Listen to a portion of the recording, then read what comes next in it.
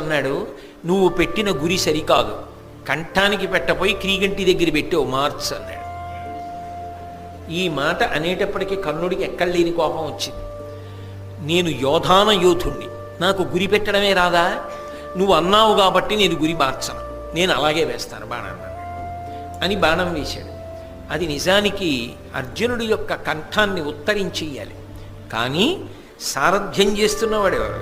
కృష్ణ పరమాత్మ. అందుకే ఆయన రథాన్ని 5 అంగుళాలు భూమిలో దిగబడిపోయేటట్టుగా తొక్కాడు. ఆ బాణం కంఠానికి గురిపెట్టింది. 5 అంగుళాల రథం కిందకెళ్లడంలో, అర్జునుడు కూడా కిందకెళ్లడంలో కిరీటాన్ని కొట్టి వెళ్ళిపోయింది.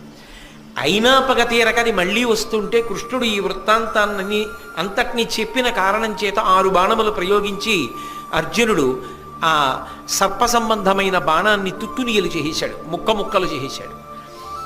కర్ణుడు ఎంతో కష్టపడి యుద్ధం